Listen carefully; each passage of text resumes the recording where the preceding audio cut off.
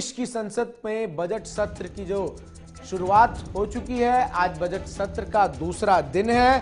किसानों के मुद्दे पर राज्यसभा में बजट सत्र शुरू होते ही हंगामा जो है उसकी शुरुआत हो गई, जिसके कारण राज्यसभा की कार्रवाई 10:30 बजे तक के लिए स्थगित कर दी गई।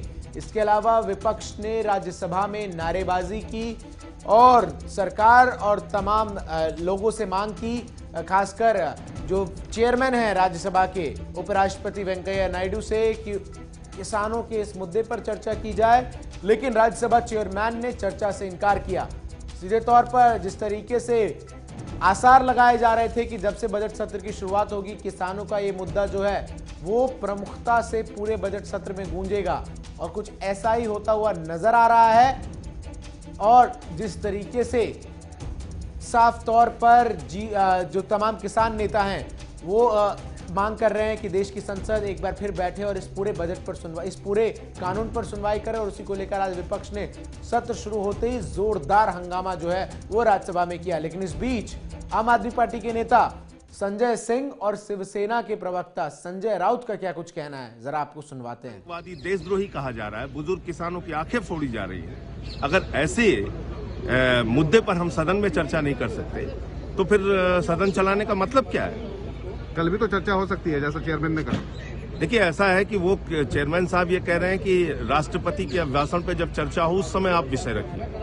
मैं कह रहा हूं कि और सारे जो विपक्षी दल थे उनकी ये मांग थी कि आप इस पर चर्चा करके ये तीनों काला कानून वापस होना चाहिए, इसके बारे में सरकार चर्चा करे। तो कुल मिला के आप चर्चा, वैसे सामान्य चर्चा तो आप तारीख पे तारीख किसानों को भी दे रहे हैं, लेकिन ये पार्लियामेंट है जहां पे जबरन ये बिल पास किया गया है, अल्पमत से बिल पास किया। किसानों के मुद्दे पर अगर हंगामा नहीं करेंगे तो किस विषय पे करेंगे? संसद क्यों है?